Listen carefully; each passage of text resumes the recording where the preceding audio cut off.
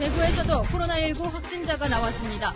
31번째 확진자인 61세 여성으로 증상이 나타난 뒤 열흘간 병원과 교회, 호텔 뷔페를 다녔습니다. 오늘 아침부터 와가지고 뭐 사가지고 가고 또 애기들까지 지금 다 가지고 나갔어요. 코로나19로 인한 중국 사망자가 1,900명에 육박하고 있습니다. 다음 달 초에 열릴 예정인 중국 최대 정치 행사인 양회를 연기하는 방안이 검토되고 있습니다. 일본 크루즈에 탔던 우리 국민을 데려오기 위한 대통령 전용기가 하네다 공항에 도착했습니다. 전용기 탑승을 희망한 인원은 우리 국민 6명과 일본인 배우자 1명 등 7명입니다. 전북 남원의 고속도로 터널 사고 현장에서 오늘 시신 한 구가 추가로 발견됐습니다. 이로써 사망자가 모두 5명으로 늘었습니다. 더불어민주당 금태섭 의원 지역구에 출마하겠다던 김남국 변호사가 출마 기자회견을 취소했습니다. 총선에 악재가 된다는 당내 우려 때문인 것으로 보이는데 출마 의지는 굽히지 않고 있습니다. 차명 계좌로 고액의 입시 컨설팅료를 받은 뒤 세금은 내지 않은 강남 사교육업자가 덜미를 잡혔습니다. 이렇게 챙긴 돈으로 서울 강남에 수십억대 아파트를 샀습니다.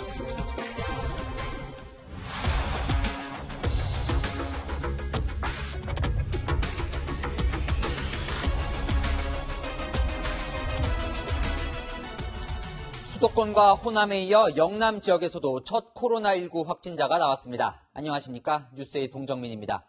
보건당국이 코로나19 사태가 새로운 국면을 맞았다고 인정했습니다.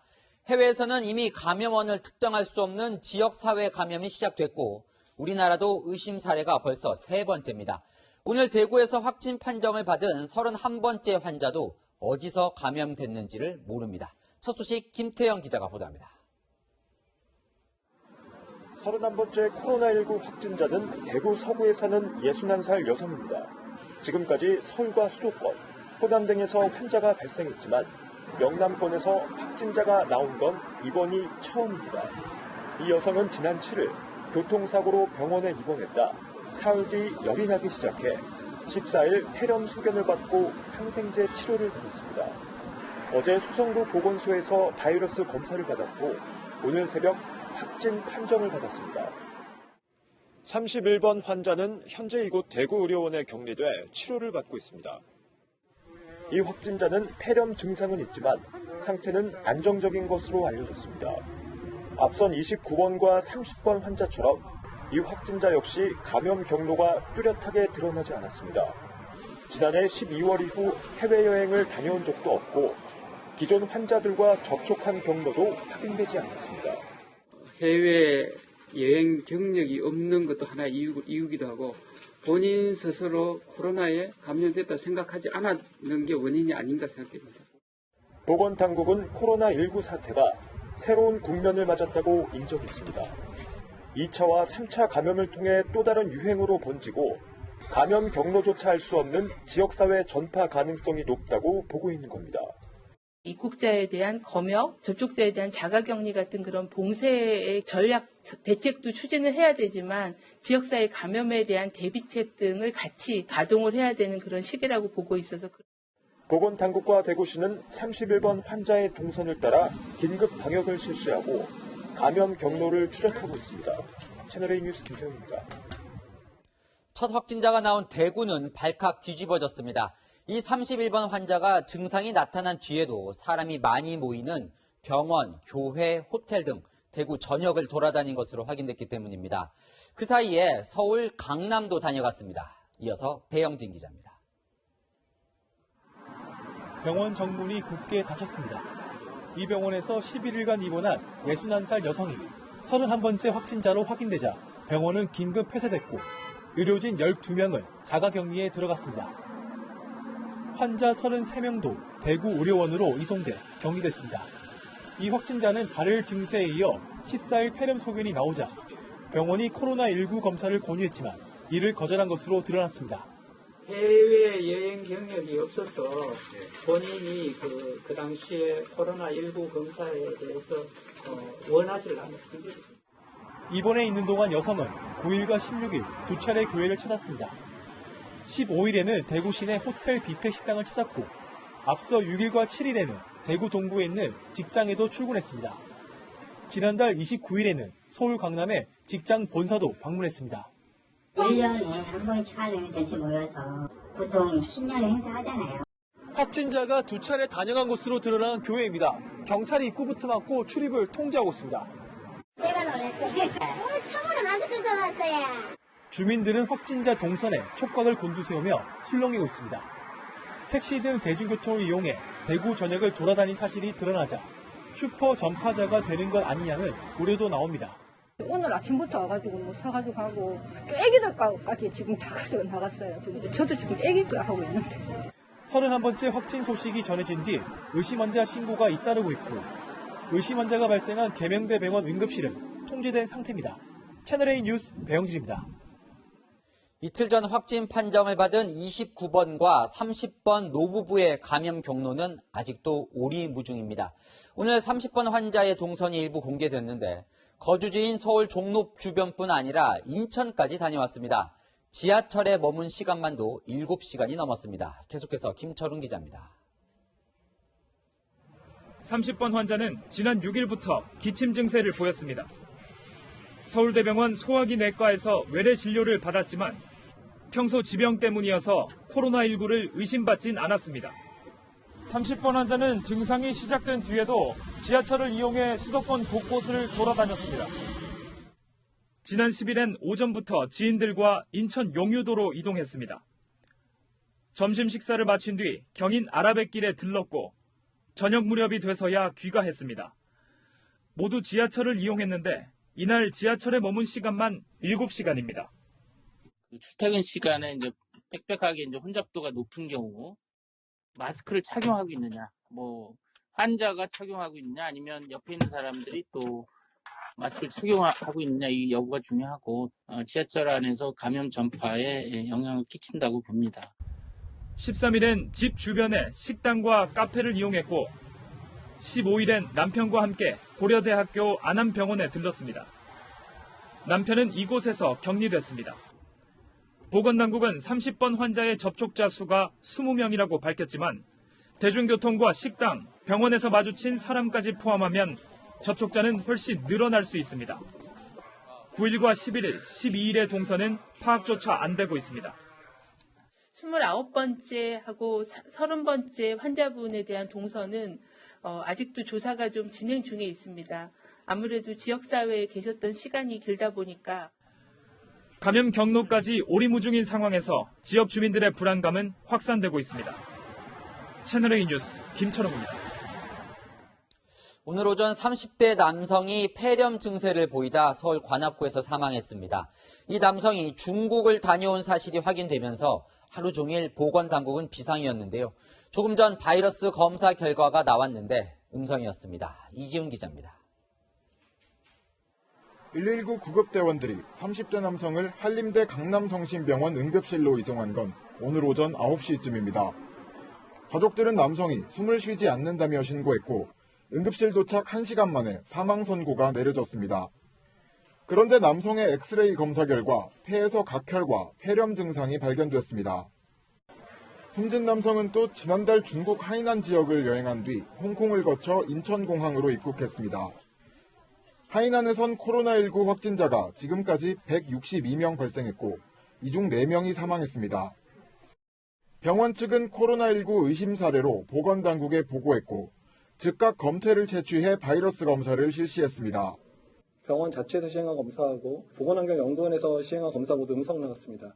코로나19에 의한 감염에 의한 사망은 아닌 것으로 확인됐고 코로나19 검사 결과 최종 음성으로 판정됐지만 숨진 남성의 가족들은 자가격리된 상태에서 장례 준비도 하지 못한 채 애를 태워야 했습니다. 현장에 출동했던 구급대원 3명과 경찰 2명도 검사 결과가 나올 때까지 격리됐습니다. 채널A 뉴스 이지훈입니다. 코로나19가 통제가 안 될 정도로 많이 퍼진 중국 소식도 연일 전해드리고 있습니다. 재난이 시대를 거꾸로 돌리나 봅니다. 과거 홍위병 같은 방역 요원이 등장해서 마스크 안 쓰는 사람들을 때리는 장면도 보입니다. 한수아 기자가 보도합니다. 행인을 폭행하고 마스크를 쓰지 않은 남성을 붙잡아 몽둥이로 때립니다. 금지령을 어기고 마작을 하는 사람의 뺨을 때리기도 합니다. 마오쩌둥 시절 반정부 세력을 색출하던 홍위병과 비슷하게 붉은 완장을 차고 다니는 코로나 방역 요원들의 거친 모습이 SNS에 속속 올라오고 있습니다.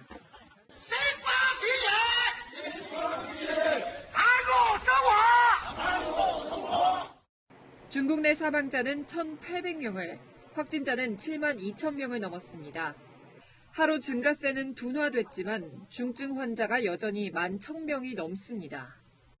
전염병과의 싸움 최전선에서 사투를 벌이는 의료진 비극도 이어지고 있습니다. 우한에서 처음 코로나19 치료병원으로 지정된 우창병원의 51살 류주민 원장이 오늘 오전 숨졌습니다. 나흘 전 사망한 59살 간호사와 마찬가지로 코로나19 환자들을 돌보다 자신도 감염돼 숨진 겁니다.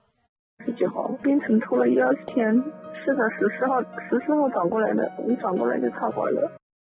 중국 당국은 코로나19 대응에 집중하기 위해 다음 달 초로 예정된 최대 정치 행사인 양회를 연기하는 방안을 적극 검토하고 있습니다. 채널A 뉴스 한서입니다. 중국 사천성에 사는 9살 여자아이인데 집안에 격리가 돼서 원래 못했던 줄넘기를 이제 잘하게 됐다는 영상일기를 올렸습니다. 이렇게 코로나19 때문에 집안에만 있는 경우가 많은 중국 사람들의 일상 많이 달라졌겠죠. 베이징 권우혁 특파원이 전해드립니다. 중국 허베이성의 한 중학교.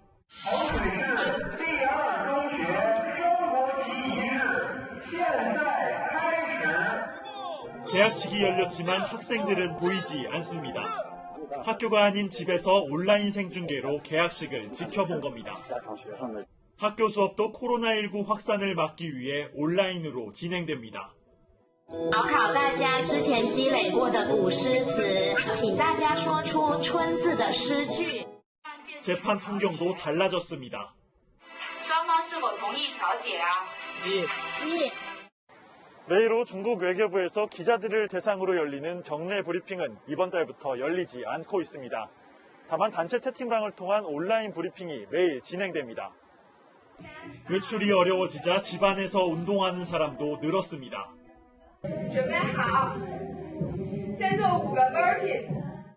주민들은 온라인 수업을 보며 강사의 동작을 그대로 따라합니다. 疫情期间呢，所有的健身房是不能去了，然后也不能出门，所以就会在家跟着一些我熟悉的教练、老师的视频，然后来去做一些这样的家里的这种방역 현장에 투입된 간호사는 소방관인 남자친구와 화상 결혼식을 올립니다. 陪伴他一生一世，直到永远，你愿意吗？我愿意。 코로나19 확산 사태가 지속되면서 중국인들의 생활 모습도 달라지고 있습니다. 베이징에서 채널A 뉴스 권호혁입니다. 코로나19 바이러스가 우한 바이러스 연구소에서 유출됐다는 의혹이 끊이질 않고 있습니다. 연구소도 당국도 아니라고 반박하고 있지만 소문이 잠잠해지지 않는 이유, 권솔 기자가 알아봤습니다. 우한 바이러스 연구소의 소장이 실험실 동물을 빼돌려 시장에 팔았다. 코로나19 바이러스의 발원지를 시사하는 듯한 이 글은 어제 중국 최대 SNS에 올라와 파문이 일었습니다. 그러나 연구소가 가짜뉴스라고 반박하며 삭제됐습니다. 글쓴 당사자로 지목된 연구원은 명의를 도용당했다고 했고 중국 당국은 반정부 세력의 계략이라고 비난했습니다. 그러나 이런 반박에도 연구소 유출설이 끊이지 않는 건 최초 전염 경위를 중국 당국이 명확히 밝히지 않은 것과 무관치 않습니다. 它的来源就是这个早期就是这样一个海鲜市场销售的可能接触的这个野生动物。 외신들은 2004년 사건에도 주목합니다. 베이징 국립연구소에서 사스 바이러스를 연구하던 2명이 2주 간격으로 각각 사스 확진 판정을 받은 뒤 이들의 가족, 이웃, 동료 등 9명에게 전파됐고 890명이 격리됐습니다. 只是说在我们所里面工作的那个，这个肯定是没有的。20几天隔离了，还会有一些爆出来的，所以我们不能说没有一些人感染，我们只能说。 중국 당국의 과도한 정보 통제가 검증되지 않은 소문을 증폭시키고 있다는 지적이 나옵니다. 채널A 뉴스 권솔입니다. 홍콩도 코로나19로 비상이라 시민들이 생필품 사재기까지 할 정도로 혼란스럽습니다. 이 마당에 경찰청장과 배우 성룡 등 유명 인사들이 연회를 즐겨서 비난을 받고 있습니다. 박건영 기자입니다. 이틀 전 홍콩의 한 식당에 배우 성룡이 나타났습니다. 不管我们是哪一个阶级、哪一个程度，我哋永遠都係朋友。 알란탐과 증지휘 등 유명 배우들과 함께 우정을 과시하는 자리였습니다. 그런데 이 연회에 뜻밖의 인물도 참석했습니다. 홍콩 시위 때 강경 진압을 주도한 친중파 경찰청장이었습니다. 其實我做警察呢，我係學阿成龍大哥啊。 코로나19로 혼란한 상황에서 치안 책임자가 성룡이 출연했던 영화까지 거론하며 연예인들과 연회를 즐긴 겁니다. 홍콩에선 사망자 1명을 포함해 오늘까지 코로나19 확진자가 61명으로 늘었습니다. 감염 공포가 번지면서 시민들 사이에선 마스크 품귀 현상이 벌어진 지 오래입니다.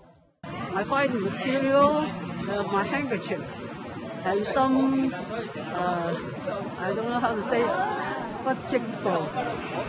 And then I combine together. 화장지 등 생필품 사재기까지 극성을 부리면서 마트에서 진열대에 물건을 내놓으면 곧바로 고객들이 전부 사갑니다. 급기야 어제는 시내 슈퍼마켓에서 무장강도 3명이 두루마리 휴지와 쌀, 파스타, 손소독제 등을 훔쳐 달아나기도 했습니다. 경찰은 3명 중 2명은 체포했지만 아직 1명은 잡지 못해 추적 중이라고 밝혔습니다. 채널A 뉴스 박건영입니다. 미국도 비상입니다. 일본 크루즈에서 데려온 승객 320명 중 14명이 확진 판정을 받았는데 일본에서 나머지 사람들과 40분 동안 같은 버스를 타고 있었습니다. 미국 캘리포니아에서 윤수민 특파원이 보도합니다. 코로나19 감염을 피해 전세기에 탑승한 미국인들. 그런데 승객 320여 명 중엔 전염병 확진 판정을 받은 14명도 포함됐습니다. 이들은 기내의 특별 차단 구역에 격리된 채 이송됐지만 일부 승객들은 불안감을 나타냈습니다. They were going to break that quarantine, put us all on coaches and in planes for 10 hours, and we thought we'd have a far better chance of catching the virus on that transference than we'd ever had on the ship. 앞서 이들 14명은 버스를 통해 일본 크루즈선에서 도쿄 하네다 공항으로 이동했습니다. 결국 비행기를 타기 전 40분간 다른 승객들과 접촉을 한 겁니다. 또 전세기에선 다른 승객 3명도 발열 증상을 보였습니다. It's not good conditions. Porters, everybody's sitting next to each other. I have a girl sitting here in just a minute. It seems dangerous and not safe. 확진 판정을 받은 14명은 미국에 도착한 뒤 병원으로 이송됐고 다른 승객들은 공군기지에서 2주 동안 격리될 예정입니다.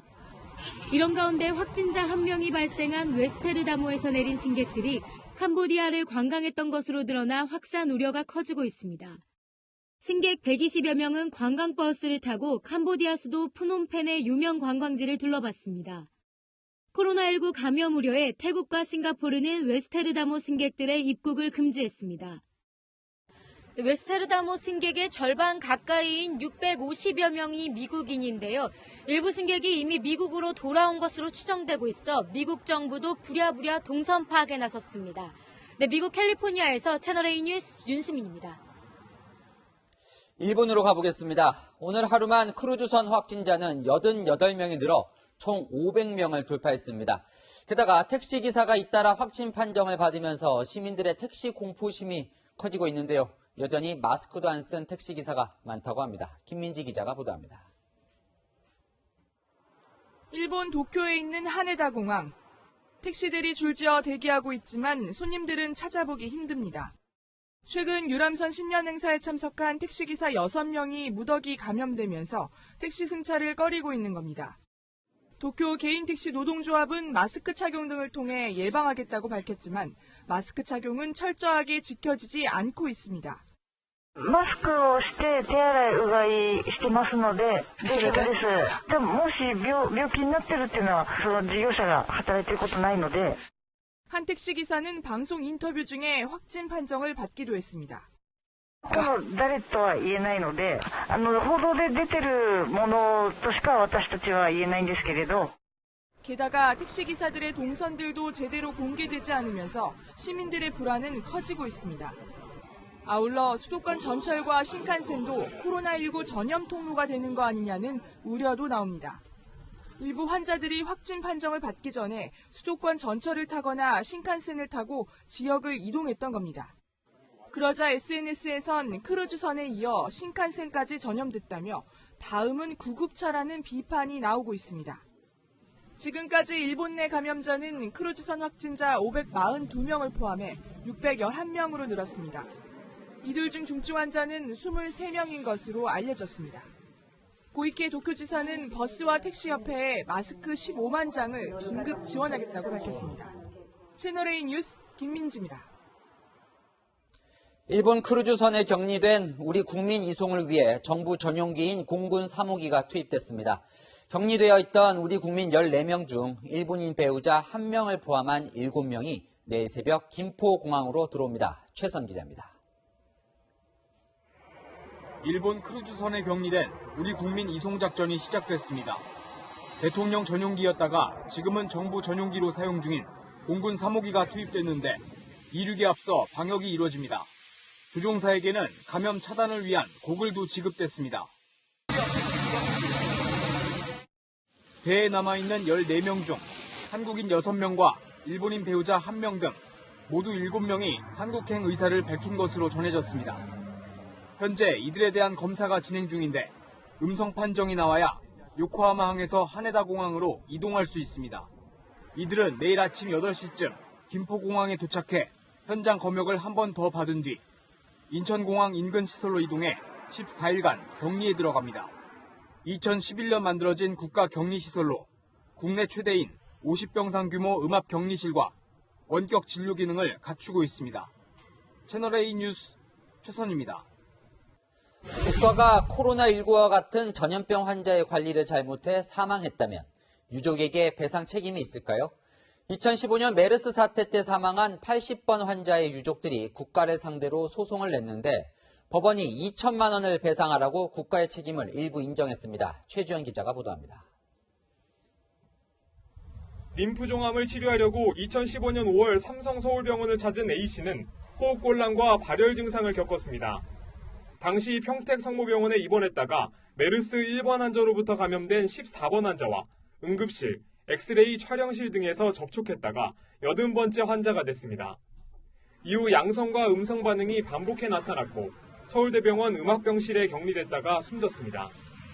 유족은 국가와 병원 등의 대응이 부실했다며 3억 원을 청구하는 소송을 냈습니다. 1심 법원은 오늘 국가의 책임 일부를 인정했습니다. 1번 환자에 대한 진단검사와 역학조사가 부실했다며 A씨의 부인과 아들에게 각각 1,200만 원과 800만 원을 배상하라고 판결한 겁니다. 다만 병원의 책임은 인정하지 않았습니다. 메르스 검사를 지체했다고 볼 수 없다는 이유 등을 근거로 들었습니다. 2015년에 받았어야 했던 사과를 2020년이 되어도 이런 결과로 제가 받을 수밖에 없는. A씨와 감염 경로가 같았던 104번 환자에 대해 항소심 법원은 최근 다르게 판단했습니다. 1번 환자를 제대로 검사했다고 해도 메르스 전염력을 고려하면 104번 환자의 감염을 막을 수 있다고 확신하기 어렵다며 병원과 국가의 책임 모두 인정하지 않았습니다. 채널A 뉴스 최주현입니다. 어제 남원 고속도로 터널에서 30대 넘는 차가 연쇄로 부딪힌 사고 속보입니다. 현장에서 시신이 추가로 발견돼 사고 사망자가 5명으로 늘었습니다. 사고 속보 공국진 기자가 먼저 전해드리고 이런 안타까운 터널 사고 피해 줄일 수 있는 대처 방법 팩트맨이 알려드리겠습니다. 남원 3A 터널 연쇄 추돌 사고 사망자가 5명으로 늘었습니다. 사고 차량을 치우는 과정에서 2구, 현장 감식 과정에서 1구가 추가로 발견된 겁니다. 시신들은 사고 충격과 화재 때문에 훼손이 심했습니다. 경찰은 신원 확인을 위해 국립과학수사연구원에 유전자 감식을 의뢰했습니다. 오늘 현장 감식에선 차량 31대가 연쇄 추돌한 원인을 밝히기 위한 조사가 집중적으로 이루어졌습니다. 경찰은 전복된 질산 탱크로리를 포함해 차량 11대가 1차로 연쇄 추돌을 일으킨 뒤 뒤따르던 대형 트럭 등 20대가 잇따라 앞차를 들이받으면서 화재로 이어졌다고 보고 있습니다. 경찰은 터널 진입부 도로에 빙판이 생겨 사고가 났을 가능성에 주목하고 있습니다. 아무래도 그 결빙된 도로에서 안전운전 의무 위반으로 지금 파악을 하고 있는데 정확한 것은 그 사고 조사를 정확히 해봐야 할 것 같습니다.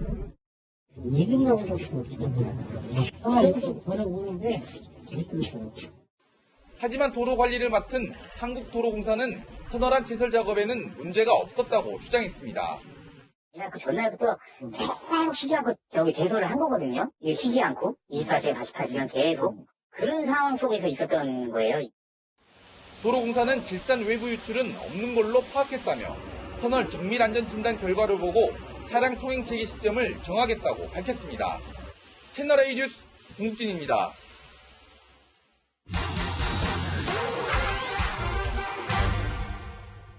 사실만 짚어드리는 팩트맨입니다. 터널 연쇄 추돌 사고 당시 차량들 모습입니다. 터널에 들어선 운전자가 이런 사고를 당한다면 어떻게 대처할지 몰라 당혹스러울 텐데요. 터널 연쇄 추돌 사고에서 이 세 가지만은 꼭 알아야 피해를 줄일 수 있습니다. 상황별로 따져보겠습니다. 갓길 정차와 터널 탈출, 어떤 게 먼저일까요? 이 도로교통법에는 사고가 발생하면 안전한 곳까지 차를 옮긴 뒤 현장을 수습하도록 돼 있는데요. 이 터널 사고 대처 방법은 좀 다릅니다. 여유 공간이 부족하기 때문에요. 그때 차량을 먼저 이동하기보다는 안전한 곳으로 대피하시는 게 좀 더 안전을 확보하는 방법입니다. 차를 옮길 공간이 없어서 2차 사고 우려가 더 크다는 건데요. 뒷차에게 사고 사실을 알리기 위해서 비상등을 켜고 과감하게 밖으로 나오는 게 좋습니다. 이 출동한 구조대원들이 진입할 수 있도록 차키는 꼭 꽂아둔 채 설치해야 합니다. 탈출은 왼쪽과 오른쪽, 어느 방향이 맞는 걸까요? 이 터널 사고를 피해 탈출하는 방향에 대해선 정답이 없습니다. 가장 먼저 찾아야 하는 건 바로 터널 입구나 출구인데요. 입구나 출구까지 거리가 적힌 표지판을 확인해서 보다 가까운 곳을 골라 터널 내부 유도등을 따라서 뛰어가야 합니다. 입구와 출구 모두 이동해야 하는 거리가 만만치 않을 때는 터널과 터널 사이에 있는 피난 연결 통로나 비상주차대에 몸을 숨긴 뒤 구조를 기다리는 게 좋습니다. 불이 나면 어떻게 해야 할까요? 작은 화재라면 터널 내부 50m마다 비치된 소화기를 이용해서 초기 진압을 시도하는 게 좋습니다. 하지만 어제 사고처럼 큰 화재로 이어질 경우 최대한 빨리 사고 현장을 벗어나야 하는데요. 탈출할 때 유독가스를 마시지 않도록 코와 입을 막고 자세를 낮춘 뒤 연기 반대 방향으로 이동해야 합니다. 이 밖에도 궁금한 사항은 팩트맨에 제보 부탁합니다. 이상 팩트맨이었습니다. 조금 전 들어온 소식입니다. 검찰이 유명 영화배우와 연예기획사 대표 등의 프로포폴 불법 투약 의혹을 수사 중이죠. 그런데 의혹에 휩싸인 배우가 조금 전 실명으로 공식 입장을 밝혔습니다. 배우 하정우 씨입니다. 하정우 씨는 피부과 치료 목적으로 프로포폴을 맞았을 뿐 불법 투약은 하지 않았다고 말했습니다. 조영민 기자입니다. 배우 하정우 씨의 소속사가 오늘 보도자료를 내고 프로포폴 불법 투약 의혹을 전면 부인했습니다. 검찰 수사선상에 오른 유명 배우가 하정우 씨라는 보도가 잇따르자 공식 입장을 밝힌 겁니다. 하 씨 소속사는 하 씨가 지난해 1월부터 9월까지 서울 강남의 한 성형외과 의원에서 10차례 피부과 진료를 받았다며 흉터를 없애려고 강도 높은 레이저 시술을 받기 전 원장의 판단하에 프로포폴 주사를 맞은 게 전부라고 설명했습니다. 치료 목적이었고 불법 투약은 아니었다는 겁니다. 동생의 이름으로 차명 투약한 의혹도 전면 부인했습니다. 원장이 소속사 대표인 동생과 매니저 이름 등 정보를 달라고 요청해 배우 프라이버시 보호 차원으로 생각했다며 병원에서 실제로 어떻게 사용했는지는 알지 못한다는 주장입니다. 그러면서 병원 진료 과정을 증명할 휴대전화 문자 메시지 등이 있다고 덧붙였습니다. 하 씨는 지금 미국에 있는 것으로 전해졌습니다. 검찰은 10차례 넘게 프로포폴을 불법 투약한 의혹을 받고 있는 하 씨를 조만간 소환해 조사할 것으로 보입니다. 채널A 뉴스 조영민입니다. 코로나19 사태로 화교나 중국인 유학생, 중국인 장기 체류자들도 힘든 시기를 보내고 있습니다. 최근에 중국에 다녀온 적이 없는데도 괜히 주변 눈치를 봐야 하는 일종의 따돌림까지 겪고 있습니다. 어느 정도 심한지 한번 보시죠. 김진 기자가 취재했습니다.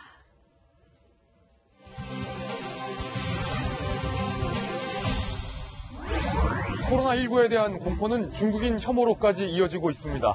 확산되는 중국인 포비아에 몇 세대를 거쳐 한국에 털을 잡고 살아온 중국인들은 아직도 이방인이구나라는 생각을 떨칠 수 없다고 합니다. 중국 출신이라는 이유로 따가운 눈총을 받고 있는 그들의 이야기를 들어보겠습니다. 유명한 짜장면 맛집들이 있어 북적였던 인천 차이나타운인데요. 요즘은 사람이 살지 않는 드라마 세트장에 온 느낌입니다. 항상 줄을 서야 했던 이 유명 중식당. 지금은 찾아오는 손님도 거의 없고 잡혀있던 예약도 줄줄이 취소되고 있습니다. 식당 관계자들의 시름은 깊어지고 있습니다. 차이나타운, 중국 막 이래가지고 그런 잘못된 인식 때문에 손님이 이렇게 갑자기 발떡 끊긴 겁니다. 당분간 문을 닫아버린 가게들도 많았고요. 화교 2, 3세인 이곳 상인들은 처음 겪는 상황이라며 이러다 차이나타운이 망하는 것 아니냐는 두려움마저 든다고 합니다. 손님이 있을까봐 좀 나왔는데 또 이래요. 오늘 저희 같은 매상 1,200원밖에 못 팔았어요. 서울의 차이나타운이라 불리는 대림동. 이곳의 중국인들은 일자리를 못 찾고 있습니다. 바이러스 확산으로 충전 전후, 입국자 출입 금지합니다. 직업 소개소에선 최근 중국에 다녀온 사람들을 못 들어오게 합니다. 바이러스 때문에 터질까봐 내가 이제 붙여놨습니다. 우리도 걸릴까봐 걱정이 새벽 인력시장에서도 중국 동포나 중국인들은 일을 찾기 어렵습니다. 여권에 찍힌 출입국 날짜를 통해 최근에 중국을 다녀오지 않았다는 게 확인돼야 그나마 일을 구할 수 있습니다. 한국 입국하는 시간이 나 있다고요. 중국 분들한테만 이렇게 가져오라고 하는 거예요. 그럼 우리 막 아직 병 걸리는데 이해는가요? 코로나19 사태 이후 중국인들은 공공장소에선 따가운 시선을 의식해 가급적 말을 아낀다고 합니다. 한국 대학에 유학 중인 중국인 심자걸 씨. 지금 한국에 갔어요. 지난 1년 동안 한 번도 중국에 가지 않았지만 한국인들이 자신을 피하는 장면은 매일 본다고 합니다.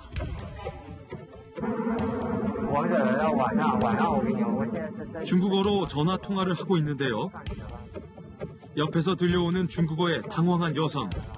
일행인 남성의 팔을 끌며 자리를 옮깁니다.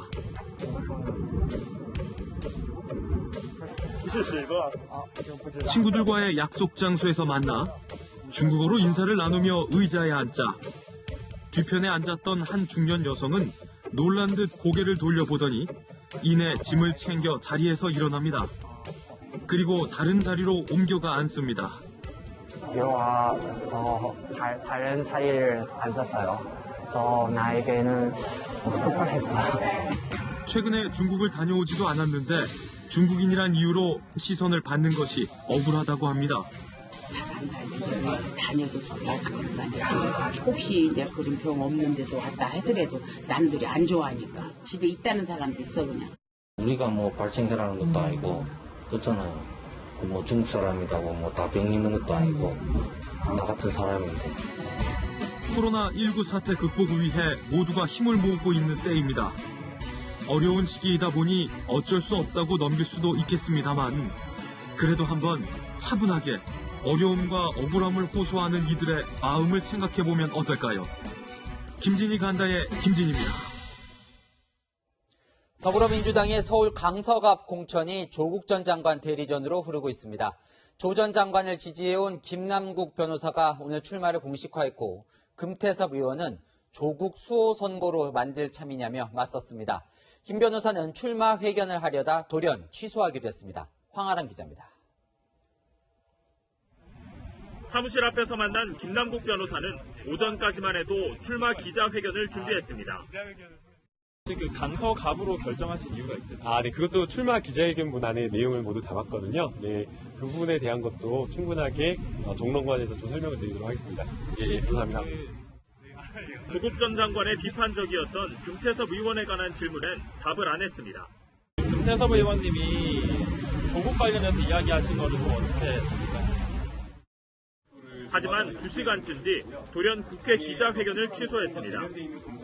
대신 SNS에 글을 올려 저에게 출마를 포기하라는 전화가 걸려오고 있다며 자신의 출마를 막지 말아달라고 호소했습니다. 앞서 금태섭 의원은 김 변호사와 경선에서 맞붙을 경우 조국 사태가 다시 부각돼 총선 악재가 될 수 있다고 우려했습니다. 그 조국수 선거가 되면 수도권 전체에 굉장히 좋지 않은 영향을 줄 거라고 생각을 해서 제가 반드시 승리를 해서 공천을 받고 선거에 이겨서 당에 기여하려고 합니다. 실제 김 변호사의 출마를 우려하는 문자 메시지가 민주당 의원에게 전달되기도 했습니다. 두 사람은 조국 전 법무부 장관에 대해 다른 태도를 보여왔습니다. 지금까지의 언행 불일치, 동문서답식의 답변을 해서 상처를 깊게 한 것에 대해서 진심으로 사과할 생각은 없으신지요? 여러분, 이 집회의 주인은 누구입니까? 여러분, 검찰 개혁의 주체는 누구입니까? 김 변호사의 출마로 조국 대리전 논란은 당분간 계속될 전망입니다. 채널A 뉴스 황하남입니다. 서울 종로구에서 코로나19 확진자가 나오면서 빅매치가 벌어지고 있는 종로 선거운동 풍경도 달라졌습니다. 강병규 기자가 이낙연, 황교안 두 후보의 선거운동 현장을 둘러봤습니다. 서울 종로의 한 전통시장입니다. 보시는 것처럼 주택가와 가깝고 이렇게 좁은 길을 따라 상점들이 밀집해 있어서 선거 운동하기에 좋습니다. 황교안 미래통합당 대표가 그제 이곳을 방문하려 했지만 결국 취소됐는데요. 이유는 코로나19 확진자의 동선과 가깝기 때문입니다. 오늘은 발길이 끊긴 헌혈의 집을 찾아 헌혈을 했습니다. 이낙연 전 총리가 살고 있는 아파트 단지 앞에서는 신설초등학교 유치 공약을 발표하며 악수 대신 주먹 인사를 선보였습니다. 종로에 이사 온 황교안입니다. 잘 부탁드립니다. 악수를 또 이렇게 하라고 그러니까. 네네. 이 전 총리는 잡혀있던 선거사무실 주민 초청 행사를 예정대로 진행했습니다. 대신 손소독제와 마스크를 꼼꼼히 챙겼습니다. 주민들은 열감지 카메라를 통과한 뒤 손소독제를 발라야 입장할 수 있었습니다. 이 전 총리는 종로 주민들이 느끼는 불안감을 잠재우기 위해 정부를 향한 신뢰를 강조했습니다.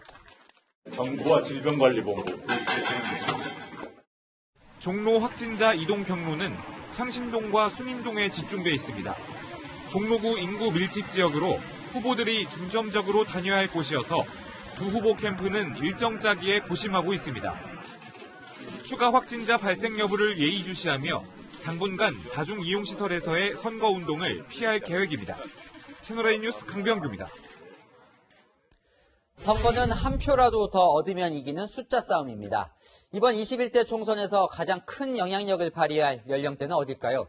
저희 채널A가 인구 통계를 분석해 봤더니 이번 총선의 유권자 구성은 4년 전과 크게 달랐습니다. 김윤수 기자가 분석해 봤습니다. 행정안전부의 올해 1월 말 연령별 인구 통계입니다. 50대와 60대 이상 유권자 수가 4년 전보다 235만 명 증가했습니다. 반면 같은 기간 20대와 30대는 3만 명 증가에 그쳤습니다. 그 결과 두 세대의 인구 격차는 316만 명에서 548만 명으로 확대됐습니다. 세대 간 균형 추가 5060 세대에 더 기울어진 겁니다. 좀 더 자세히 살펴보겠습니다. 50대와 60대 이상 유권자는 지난 4년간 꾸준히 증가했습니다. 60대 이상 유권자는 4년 전에 비해 206만 명 증가해 전 연령층에서 가장 많은 인구수를 기록했습니다. 2030 세대가 3만 명 증가에 그친 것은 30대 영향이 컸습니다. 선거 연령이 만 18세 이상으로 낮아지면서 55만 명이 새로운 유권자로 추가됐지만 30대 유권자는 58만 명 감소했습니다. 베이비붐 세대의 막내격인 80년생들이 올해 40대가 됐기 때문입니다. 유권자 구성의 변화에 따라 정치권의 총선 공약도 달라지고 있습니다. 5060 세대를 겨냥해 스포츠 시설 이용권을 주겠다거나 어르신 일자리 사업을 확충하겠다는 약속을 하고 있습니다. 각 정당이 부동산 공약에도 민감한데 50대와 60대 주택 보유율이 각각 43.5%, 46%로 다른 연령대에 비해 높은 것과 관련이 있다는 분석입니다. 채널A 뉴스 김윤수입니다.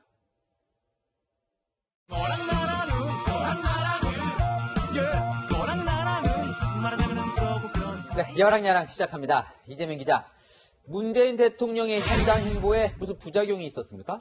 네, 그 부작용을 말씀드리기 앞서서 요즘 여권은 코로나19로 직격탄을 맞은 경기를 살리려고 안간힘을 쓰고 있죠. 네. 오늘은 김정숙 여사가 나섰습니다. 그 현장을 먼저 같이 보시죠. 그럴까요?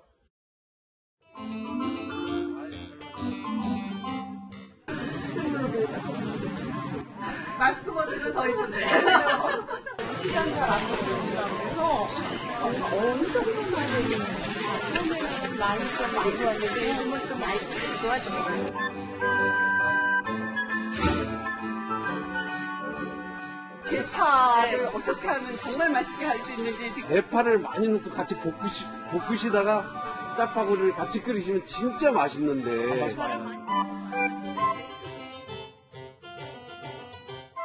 제가 왔다 가서 조금이라도 그럼요. 그럼 해줬으면 좋겠습니다. 예. 네, 뭐 김정숙 여사가 오늘 이제 무슨 큰일이 나면 다 내 죄인 것 같다 뭐 이런 말도 했더라고요. 그런데 저 동행한 그 유명 셰프들 어떻게 함께 가게 된 겁니까? 네, 제가 이현복 셰프에게 연락해보니 청와대에서 먼저 연락이 왔다고 합니다. 여사 혼자 시장에 가면 너무 썰렁하니까 같이 가서 물건을 살 때 좀 조언해달라 이런 요청을 받았다는 겁니다. 네. 오늘 찾은 시장은 코로나19 확진자가 단정한 것으로 확인돼서 상인들이 상당히 어려움을 겪는 곳입니다. 문재인 대통령도 최근에 시장을 다녀왔죠. 네, 그게 바로 현장 행보의 부작용 얘기인데요. 친문 진영에선 바로 이 장면을 문제 삼고 있습니다. 좀 어떠세요? 그지 같아요. 너무 장사 안 돼요. 경기가 너무 안 좋아요. 그러니까 일부 친문 진영에서 저 상인들을 이제 공격하기 시작했다는 건데 뭐 어떻게 공격을 하는 겁니까? 예, 당장 악플이 계속 이어지고 있습니다. 이 가게는 반찬 가게인데 맛이 거지 같은 건 아니냐. 나라 탓도 정덕껏 해라. 또 대통령 욕하는 건 국민 절반의 얼굴에 침을 뱉는 거다. 이런 댓글도 있었습니다. 그러자 미래통합당은 이렇게 촌평했습니다. 문바들의 이성 상실 등을 바라보는 국민들 마음속에는 정권 심판론만 불타오를 것입니다. 이 정치와 전혀 무관한 상인 입장에서는 저 예상치 못한 저런 공격을 받으면 좀 무서울 것 같기도 한데 오히려 정반대의 경우도 있다면서요. 네. 반대로 문 대통령에게 호의적인 얘기를 하는 상인한테는 응원의 글이 줄을 잇고 있습니다. 아니 드리고 싶어서 참어요. 졸업식 박치는 그렇지 않으니까 오래도 예, 그래도 대통령님이 잘해주셔가지고요. 마음은 편해요. 조금만 더 기다릴게요. 친문들은 이 집 가서 꽃을 샀다. 이 집 상호가 어떻게 되느냐 이런 글들을 계속 올리고 있습니다. 그러니까 궁금한 건 이렇게 결속력이 강한 친문 세력의 규모가 어느 정도 될까 이거예요. 네. 뭐 정확한 숫자를 알기는 어렵지만 친문들은 흔히 공격 좌표를 찍는다 이런 얘기를 합니다. 그러니까 공격 대상을 정한다는 거죠? 맞습니다. 그러면 순식간에 약 3,000통의 문자 폭탄이 쏟아진다고 합니다. 결국 수천 명이 일사불란하게 움직이고 있다 이렇게 봐야 할 것 같습니다. 그러니까 이제 여당에서는 이들의 조직력을 뭐 무시할 수가 없는 거예요. 맞습니다. 그러니까 총선에 앞서서 공천을 받으려면 이들을 무시할 수 없게 되는 현상이 벌어지는 겁니다. 그래서 이 앞서 리포트에서도 보여드렸지만 이 친문이 좌표로 삼았던 금태섭 의원 공천을 받을 수 있느냐 이게 관심인 거죠. 맞습니다. 민주당 내에서도 이런 광신적 팬덤이 중도층에게 거부감을 키우고 있다 이런 우려가 큰 상황입니다. 네. 당장 민심을 듣겠다는 현장 행보에서 상인의 호소마저 공격 대상이 된다면 누가 무슨 말을 할 수 있겠습니까? 오늘의 한마디는 쉿! 이렇게 정했습니다. 네, 당 지도부가 최종 어떤 결정을 내릴지도 지켜보겠습니다. 지금까지 여랑야랑이었습니다. 고위층의 입시 컨설턴트 스카이캐슬부터 코로나19 사태 때 마스크를 사재기에서 폭리를 취한 사람까지 곱게 봐줄 수 없는 이유로 탈세를 한 사람들이 국세청에 덜미를 잡혔습니다. 안건우 기자입니다. 사교육 1번지 강남에서 맞춤형 대입 전략으로 이름을 날린 입시 컨설턴트는 스카이캐슬의 현실판입니다. SNS로 은밀히 모집한 회원들의 자녀가 대학에 갈 때까지 생활기록부를 관리해주고 학원이 아닌 오피스텔에서 불법 과외를 하면서 많게는 건당 수천만 원의 자문료와 성공보수를 챙겼습니다. 탈세 전략도 치밀했습니다. 돈을 컨설팅 업체 직원들의 계좌로 쪼개받아 국세청의 눈을 피했습니다. 전관 변호사가 수임료와 성공보수 수백억 원을 탈루한 방식은 더 치밀하고 조직적이었습니다. 대형 사건 수임료를 받는데 사무실 직원 차명 계좌가 동원된 건 기본. 나머지 수십억 원은 직원 명의의 유령업체까지 만들어 빼돌렸습니다. 전관 변호사와 입시 컨설턴트 모두 빼돌린 돈은 수십억 원대의 강남 아파트를 사는 데 썼습니다. 국세청은 지능적인 수법으로 탈세를 해온 고소득 전문직 종사자 138명의 혐의를 포착하고 세무조사에 착수했습니다. 조사는 조사 대상자 본인은 물론 가족의 재산 형성 과정에 대한 자금 출처 조사를 병행하는 등 강도 높게 실시할 예정입니다. 이 밖에도 코로나19 사태 직후 한 개당 400원짜리 마스크를 230만 개 사재기한 뒤 현금 거래 조건으로 팔아 13억 원의 폭리를 취한 업자도 적발됐습니다. 국세청은 부정한 수익을 확인하는 즉시 국고로 환수할 방침입니다. 채널A 뉴스 안건우입니다. 문재인 정부의 19번째 부동산 대책이 이번 주에 발표됩니다. 12.16 대책 이후 수원, 용인, 성남 일부 지역의 집값이 치솟는 풍선 효과가 나타나자 후속 대책을 또 내놓는 겁니다. 어떤 대책이 담기게 될지 홍유라 기자가 알려드립니다. 주택시장 안정화 방안을 마련하게 되었습니다.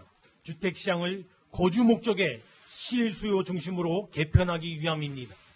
정부는 지난해 12월 16일 15억 넘는 아파트의 대출을 전면 금지한 18번째 부동산 대책을 내놨습니다.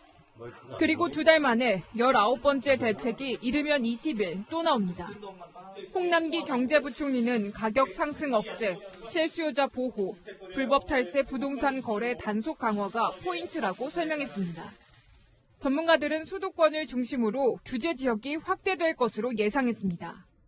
투기과열지구로 격상할 가능성이 있고요. 현재 가격이 오르고 있는 지역을 중심으로 정부가 조정 대상 구역으로 지정할 가능성이 있습니다. 12.16 대책이 서울의 초고가 주택을 누른 데 따른 풍선 효과로 일부 수도권 지역의 집값이 폭등했기 때문입니다. 특히 수원과 용인, 성남, 이른바 수용성 지역 집값은 석 달 동안 2% 넘게 올랐습니다. 따라서 현재 조정 대상 지역에서 빠져있는 수원 건선, 영통, 장안구, 용인 처인구 등이 추가 지정 대상으로 거론됩니다. 수용성 13개 지역구 가운데 9곳의 현역 의원이 더불어민주당 소속으로 이들은 총선 표심을 걱정해 이번 대책 발표를 반대해왔습니다. 하지만 정부와 청와대가 규제 필요성에 공감한 것으로 알려졌습니다.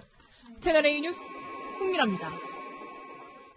이렇게 집값은 오르지만 성장률은 또 떨어질 수 있다는 암울한 전망입니다.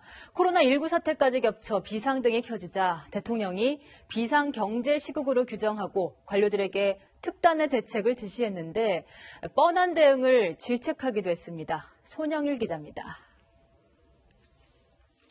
문재인 대통령이 현 상황을 비상경제시국으로 규정했습니다. 사스나 메르스 때보다 훨씬 크고 긴 충격을 줄 것이라는 우려까지 나오고 있습니다. 정부가 취할 수 있는 모든 수단을 이용하는 특단의 대책이 절대적으로 필요한 때입니다. 문 대통령은 경제를 수차례 언급하면서 비상이란 단어를 6차례나 사용했습니다. 그러면서 전례를 따지지 말라, 예산의 조기 집행만으로는 턱없이 부족하다, 정책은 타이밍이 생명이라며 관료들을 강하게 질책했습니다. 문 대통령의 쓴소리는 경제 위기가 현실화될 수 있다는 우려에 따른 것으로 풀이됩니다. 실제 신용평가사 무디스는 한국의 올해 성장률을 1%대로 낮췄습니다. 문 대통령은 소비 진작을 위해 소비 쿠폰 발급 같은 방안을 직접 언급하기도 했습니다. 정부는 2월 말까지 1차 경제 활성화 대책을 내놓기로 했습니다. 채널A 뉴스 손영일입니다. 복고 댄스 하면 떠오르는 배우 배슬기 씨가 연예인들 사이에서 인기라는 볼링과 사랑에 빠졌습니다. 프로 데뷔도 꿈꾼다는데요. 그 실력 한번 보실까요? 김태욱 아나운서가 만나봤습니다.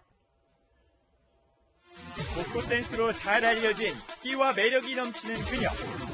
여전한 춤 실력입니다. 안녕하세요. 배우 배슬기입니다. 반갑습니다. 배슬기는 요즘 볼링과 사랑에 빠졌습니다. 집에 내려달라는 게 아니라 볼링장으로 내려주세요. 이렇게 얘기를 한단 말이에요. 연예인인지 볼링 보는지 모르겠어요. 왜 그래요? 게임을 즐기는 중에도 가장 중요한 건 기본기. 일자로만 굴리시면 돼요. 일자로. 좋아요. 좋아요. 어깨 고정하고. 다리를 떼도 힘을 딱 버텨주셔야 돼요. 한 발로. 이런 열정이 취미 생활을 넘어 프로 선발전에도 도전하게 만들었습니다. 떨어졌어요. 뭐 하나에 빠지면은 좀 끝까지 해보려는 성격인데 하다 보니까 뭔가 자꾸 도전 정신이 생기더라고요. 볼링의 매력. 단순하지만 중독성 강합니다. 이 핀이 빵 깨지면서 스트레스가 확 풀리는 그런 묘한 매력이 있는 것 같아요. 한번 시작하니 욕심은 끝이 없습니다. 볼링을 위해 다른 운동까지 시작했습니다. 워낙에 몸에 근력이 없어서 나머지 한쪽도 단련시키기 위해서. 프로 테스트 통과 점수는 최저 190점, 합격률은 20%, 에버리지 170점이 나오는 배슬기는 아쉽게 기준을 통과하지 못했습니다. 그래도 이왕 시작을 한 거 올해는 좀 테스트에 통과를 해야 되지 않을까. 배슬기에게 볼링이란? 볼링이요? 애정하죠. 사랑은 제 남자예요. 오늘도 연습에 한창인 배슬기의 도전기는 현재 진행형입니다. 채널A 뉴스 김태욱입니다. 내일은 대동강물도 풀린다는 절기상 우수인데요. 그래서인지 내일 낮부터는 예년 기온 웃돌며 온화하겠습니다. 미세먼지 걱정 없이 공기도 깨끗해서요. 낮에는 가볍게 산책하셔도 좋겠습니다. 오늘 볕이 강해서 이틀간 내린 눈이 많이 녹았습니다만 다리 위나 또 이면도로에는 빙판이 많은데요. 조심해서 이동하셔야겠습니다. 모레까지 동해안과 제주 해안에서는 너울성 파도가 방파제를 넘을 수 있습니다. 해안가 안전사고에도 주의가 필요합니다. 내일부터는 따뜻한 서풍이 불어드는데요. 아침 기온은 서울과 대구가 영하 3도로 출발하겠고 낮에는 전국적으로 영상 10도 안팎까지 올라서 평년 기온을 2도에서 4도쯤 웃돌겠습니다. 금요일과 토요일 사이에는 전국에 또 한 차례 비 소식이 들어있습니다. 당분간은 큰 추위는 없을 텐데요. 이달 하순에는 봄을 시샘하는 추위는 있겠습니다. 하지만 영하 10도를 밑도는 강추위는 없을 걸로 기상청은 전망하고 있습니다. 날씨였습니다.